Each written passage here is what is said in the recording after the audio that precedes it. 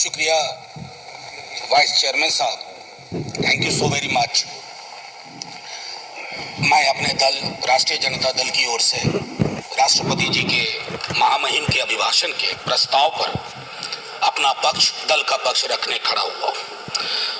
माननीय vice chairman साहब, शुरुआत यूं हुई कि गवर्नमेंट ऑफ इंडिया एक्ट 1919 के बाद हमारे यहाँ इस रवायत की शुरुआत हुई। उससे पहले हमारे यहाँ ये परंपरा नहीं थी। एक और ऐतिहासिक तथ्य जो मैं सदन के अपने साथियों के समक्ष रखना चाहूंगा कि 1950 में भी 31 जनवरी को ही अभिभाषण हुआ था। 31 जनवरी 1950, जब हमारे तब के महामहिम डॉक्टर राजेंद्र प्रसाद जो बिहार से आते थे, देश के सर्वमान्य नेता थे, उन्होंने अभिभाषण दिया था। तो 72 वर्ष बाद ये एक संयोग है, लेकिन 72 वर्ष के अभिभाषणों के दायरे में अगर सर सोचे तो कई चिंता की लकीरें हैं, और चिंता की उन लकीरों को हमने अभिभाषण के पक्ष में, अभिभाषण के दौरान नहीं देखा। इसलिए मैं शुरुआत करूंगा कि बेवफा बावफा नहीं होता, बेवफा बावफा नहीं होता, वरना इतना बुरा नहीं होता। हमने तो सोचा था, बाद लुटने के ये पता चला कि रहजन रहनुमा नहीं होता। खैर, बहरहाल सर, मैं कुछ छोटी छोटी चीजें इस संदर्भ में रखना चाहूंगा। सभापति महोदय, मुझे पता है कि इस संदर्भ की गरिमा क्या है। राष्ट्रपति का अभिभाषण एक बहुत बड़ी चीज होती है, देश का एक ब्लूप्रिंट होता है, एक दिशा और दशा देने की कोशिश होती है।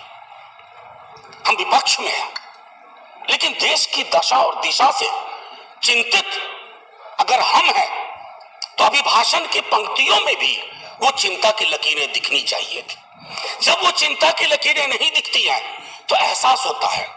कभी कभी मैं सोचता हूं माननीय सभापति महोदय कि महामहिम सोते जागते अपने सलाहकारों से बात करते, टेलीविजन देखते, सोशल मीडिया देखते, संवाद करते, क्या उनको नहीं लगता होगा कि देश के विजुअल्स बहुत अच्छे नहीं है? छात्रों पे आंसू गैस के गोले क्या मांग रहे थे?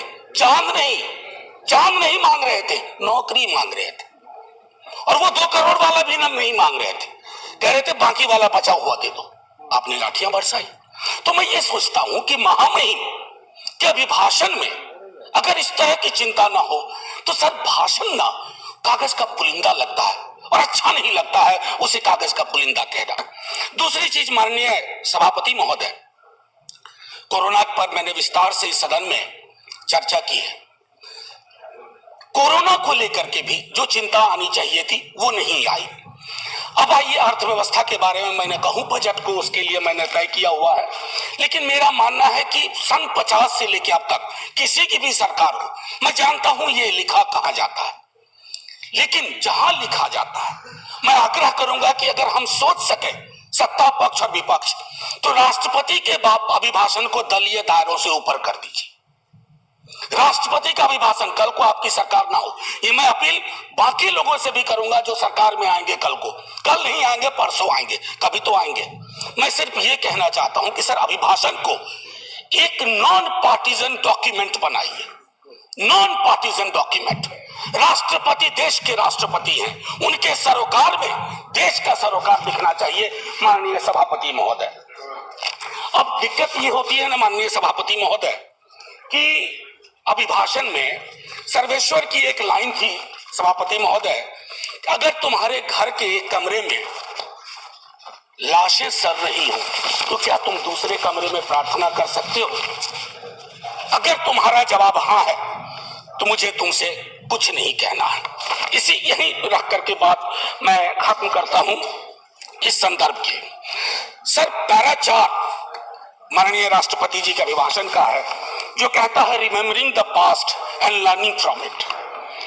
सर, इतिहास की एक अपनी स्मृति होती है और स्मृतियों का एक इतिहास होता है, और विश्व इतिहास गवाह है सर, जिस किसी ने भी अतीत की स्मृतियों के साथ छेड़छाड़ करने की कोशिश की, उसको बदलने की कोशिश की, वो इतिहास के फुटनोट में चले गए। इतिहास नहीं बदला, वो इतिहास के फुटनोट में चले गए। नेताजी सुभाष बोस अरे देश के नेताजी हैं, आपने उनको इंपीरियल कैनोपी में रखने का, अगर नेताजी कहीं से आ जाते हैं तो कहते कैनोपी मत रख भाई, दिलों में रख, दिलों में रख। मैं ये इसलिए कह रहा हूं, मैंने नेताजी की चिट्ठियां पढ़ी हैं नेहरू जी के नाम, मैंने नेताजी की चिट्ठियां पढ़ी हैं बापू के नाम, मैंने नेताजी की चिट्ठियां पढ़ी हैं तमाम उस दौर के लीडर्स के नाम। कहां कद था नेताजी का, नेहरू जी का, बापू का, पटेल का, और विवेचना कौन लोग कर रहे हैं? मैंने इसी सदन में कहा था कि बौनी समझ के लोग लंबा इतिहास नहीं लिख सकते, लंबी लंबी लंबी लकीर नहीं खींच सकते। एक बार चिंता करिएगा सर, मैं ये कह रहा हूं कि बापू के राम की संकल्पना करिए। अच्छा, इससे पहले एक हल्के में एक बात कहूं माननीय सभापति महोदय, मैं कभी कभी सोचता हूं 1952 में पहला चुनाव लड़ा हमने सर, 52 में हम पार्टीशन से निकल के आए थे, पीड़ा थी बहुत, लाखों लोग मारे गए उधर और लाखों लोग मारे गए इधर, लेकिन सर 52 का चुनाव हुआ था समावेशी विकास पर, रोजगार पे। 70 साल बाद हम चुनाव लड़ रहे हैं किस चीज पे? देख लीजिए। मुझे तो कभी कभी ताज्जुब होता है कि पाकिस्तान में चुनाव हमारे नाम पे नहीं होता, लेकिन हमारे यहाँ चुनाव पाकिस्तान के नाम पे होता। अमन जी, अब मैं तो कह रहा हूं कि जिन्ना कहीं भी होंगे सोच रहे होंगे कि जो जीते जी मैंने नहीं पाया, भाजपा वालों ने मुझे मरने के बाद दे दिया। ये मैं समझता हूं हम सबके लिए सर चिंता का विषय होना चाहिए। सर, मैंने कहा था कि बापू के राम, जब इतिहास की बात करते हैं सर, ये किताब है प्रार्थना खंड, बापू की किताब है, बापू की प्रार्थनाओं का संकलन है। मैं आग्रह करूंगा सब पढ़ें। जब नोआखोली से लौट के आए बापू, बहुत पीड़ा थी, उन्होंने अपना प्रार्थना बदल दिया। वो प्रार्थना भजमन प्यारे सीताराम की जगह भजमन प्यारे राम रहीम, भजमन प्यारे कृष्ण करीम। आप क्या कर रहे हैं? कृष्ण और करीम के बीच में कटीली दीवार लगा रहे हैं, राम और रहीम के बीच में दीवार लगा रहे हैं। ये दीवारें आज हो सकता है ताली दिलवा रही हो, आप मिट जाएंगे, ये दीवारें भी मिटेंगी, वक्त वक्त की बात है। बस एक बार सोचेगा जरूर, क्योंकि बापू पे माल्यार्पण आप भी करते हैं और बहुत, बल्कि आप चश्मे पे करता हूं, आपने महदूद कर दिया। बापू का चश्मा लीजिए, बापू को चश्मे में मत रखिए, ये मेरा आग्रह होगा। एक चीज तो ये थी सर, माननीय सभापति महोदय, कोविड के संदर्भ में मैं बोलूंगा नहीं, मैंने पहले ही कहा इश्तेहारबाजी हो रही है। जो सरकारें, मैं सिर्फ केंद्र को नहीं कह रहा हूं, जो सरकारें कोविड के वक्त में नदारद थी, सोशल मीडिया गवाह है, वो सरकार 4 पन्ने का इश्तेहार दे रही है। अब पहले नेता लोग काम करते थे तो लोग कहते थे अरे सोच दम ईमानदार है, काम दमदार है।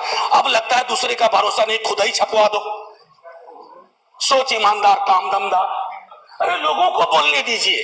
अब देखिए सर, दूसरी चीज कोविड के संदर्भ में मैं आपको कहूंगा, जब आप कहते हैं ना कि फलाने की तुलना में यहाँ इतने कम मरे वगैरह, 18 से तुलना करते हैं सर, जिन परिवारों के चिराग गुम हुए ना, उनके लिए मौत आंकड़ा नहीं है सर। मेरी बेटी की एक साथ में लड़की पढ़ती थी, 2 बेटियां थी, माता पिता 1 हफ्ते के अंदर दुनिया से चले गए, उसको नंबर बताएंगे हम कि ये आंकड़ा है तुम्हारे बाबूजी का, ये आंकड़ा है तुम्हारी माँ का। ये नहीं होना चाहिए सर, इतनी तो संवेदनशीलता होनी चाहिए, सरकार किसी की भी हो सकती। सर, समानता और बंधुत्व के संदर्भ में बाबा साहब भीमराव अंबेडकर की चर्चा की गई है। सर मैं क्या कहूं, ये महादेव गोविंद रानाडे लेक्चर है। बस मैं कह रहा, बाबा साहब ने एक बात बार बार कही थी, वो कही थी कि भैया डेमोक्रेसी को सबसे बड़ा खतरा है हीरो वर्शिप, उससे बचा लेना। लेकिन हमने क्या किया है, पूरी की पूरी डेमोक्रेसी को हीरो वर्शिप में तब्दील किए। आप कहिएगा पहले भी हुआ था, अरे जब पहले हुआ तो अच्छा नहीं था, अगर आज हो रहा है तो बुरा। क्या हो गया सर, आजकल देखिए शब्दावली बदल गई है। वाजपेयी जी की सरकार एनडीए गवर्नमेंट कही जाती थी, या आपकी भी सरकार शुरू में जब बनी थी तो एनडीए गवर्नमेंट या बीजेपी गवर्नमेंट, आप कहते हैं मोदी गवर्नमेंट, अब हो गई है केजरीवाल गवर्नमेंट।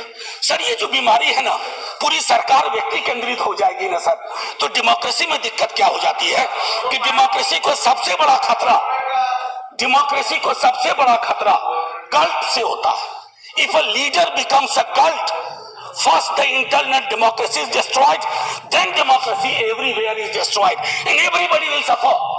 आज भूपेंद्र जी ने किताब लिखी है राइज ऑफ बीजेपी। मैं समझता हूं बीजेपी कहीं अगर ऐसे हालात रहे, he has to write another book, fall of BJP. अब मैं ये कहना चाहता हूं, जब प्रजातंत्र का मूल है अपने साथियों के लिए आदर और सम्मान की भावना। प्रोफेसर जी आपका बहुत अच्छा लगता है टाइम सर, मैं बस एक आध 2 मिनट लूंगा, उससे ज्यादा नहीं सर, मैं ज्यादा वक्त नहीं लूंगा, इसलिए भी कि वक्त भी अच्छा नहीं चल रहा है सर। माननीय महामहिम कहते हैं प्रजातंत्र का मूल है अपने साथियों के लिए आदर और सम्मान की भावना। मैं आग्रह करूंगा सबों से, सिर्फ आपसे नहीं, हमारी शब्दावली क्या हो गई एक दूसरे के लिए, हम युद्ध की शब्दावली का इस्तेमाल करते हैं, हम चुनाव लड़ते हैं एक दूसरे के खिलाफ। किस तरह की शब्दावली का बिहार चुनाव में प्रयोग हुआ और किस तरह की शब्दावली का अभी चुनावों में ये प्रयोग हो रहा। अरे चुनाव कोई जीते, कोई देशद्रोही नहीं है इस देश में। हमारे आपकी संकल्पना में फर्क हो सकता है, ना मैं आपको देशद्रोही मानूंगा, ना आपको अधिकार देता हूं कि आप मुझे देशद्रोही कहें, क्योंकि तराजू पे तौलिएगा तो शायद चिंता आपको अपनी होगी, मेरी नहीं होगी। ये मैं कहना चाहता हूं। कहां से देशद्रोह का मामला आ गया सर? अब मैं एक एक कह करके खत्म ही करूंगा। मैंने पहले भी कहा था और दोहरा रहा हूं सर, ये जो पूरा का पूरा डिस्कोर्स है, विमर्श, सबको बैठ करके राजनीतिक विमर्श बदलना चाहिए, सब खत्म हो जाएगा सर। अब आइए पारा 15, 1 मिनट और लूंगा, 1-1.5 मिनट। फूड सिक्योरिटी को लेकर के बड़ी बड़ी बातें होती है सर। गोदाम से पेट तक की यात्रा सुनिश्चित नहीं करवा रहे हैं आप, अन्न का भंडारण आपको है, लेकिन हासिल क्या है? 116 मुल्कों में आप 101वें नंबर पे हैं। भूखमरी पेट की लानत सबसे बड़ी लानत होती है। अगर मंदिर भी बनवा रहे हैं तो उसमें प्रसाद चढ़ाने के लिए पैसा चाहिए, अगर मजार पे जा रहे हैं चादर चढ़ाने के लिए पैसा चाहिए, लोगों के पास कुछ बचा नहीं है। ये चिंता नहीं होनी चाहिए। मैं जानबूझ करके प्रेस फ्रीडम इंडेक्स की बात नहीं कर रहा, मैं जानबूझ करके डेमोक्रेसी इंडेक्स की बात नहीं कर रहा हूं, क्योंकि शांता छेत्री जी के सवाल को खारिज करके आपने विंडिकेट कर दिया कि उनकी भावना क्या थी। सर पैरा 70 आखिरी ही है, पैरा 70 में आते हैं एक भारत श्रेष्ठ भारत। सर बिहार इसमें आता है या नहीं आता? या बिहार से 39 सांसद ले लिए, बिहार का काम खत्म? सर मैं पहले भी कहा था, अब बिहार ज्वालामुखी के ढेर पे है।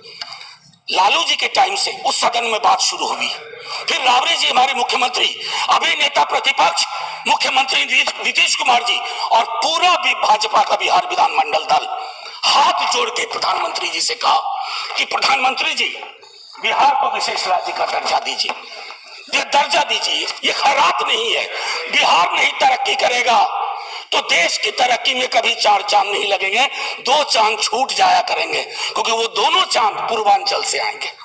इसका आपको ध्यान रहे। सर मैं एक आखिरी कहूंगा, चंद्रशेखर जी के साथ बहुत लोगों ने काम किया, उन्होंने एक बात कही थी बड़ी मार्मिक, राहबरी के सवाल में। घर के डिजाइन में आमतौर पर मतभेद हो सकता है सामान्य दिनों में, लेकिन जब घर में आग लगी हो ना तो डिजाइन में मतभेद नहीं होता है, सबको मिलकर आग बुझाना चाहिए। आज वो परिस्थितियां हैं। मैं इसलिए कह रहा हूं कि उन्होंने भी असंतोष के लक्षण बताए थे बिहार जैसे राज्य में, कि दिल्ली की नीति और नीयत की वजह से। मैं आपसे आग्रह करूंगा आपके माध्यम से कि महामहिम संज्ञान ले। और आखिरी सर ये किताब है, मैं आग्रह करूंगा कश्मीर के बारे में। मेरे दोस्त, मैंने बार बार ये कहा है कि कश्मीर जमीन का टुकड़ा नहीं है, जम्मू जमीन का टुकड़ा नहीं है, लद्दाख जमीन का टुकड़ा नहीं है, जिंदा लोग बसते हैं। अगर आप यहाँ से नॉर्मल बोलते हैं तो घाटी में नॉर्मल लगना चाहिए। और मैं इसलिए भी कहूँ कि ये लाल चौक बहुत यंग लड़के ने लिखी है सर, बिहार का लड़का है, उसने ये बात कंक्लूड कर कहा है कि नॉर्मैलिटी कैसे रिस्टोर की जा सकती है। सब पढ़ें। और आखिरी में sir 14 please conclude 30 second sir, north east के बारे में चर्चा हुई, 14 सिविलियंस की बर्बर हत्या हुई, क्या वो भारत के नागरिक नहीं थे? क्या उनके लिए एक शब्द नहीं होना चाहिए था? इसलिए मैं कह रहा हूं कि अभिभाषण सादा डॉक्यूमेंट ना हो, दर्द और पीड़ा हो, उसमें सब कुछ हो, ताकि वो हमारा अभिभाषण हो, आपका अभिभाषण हो, सबका अभिभाषण हो। बस इतना कह करके सर, जय हिंद। Thank you.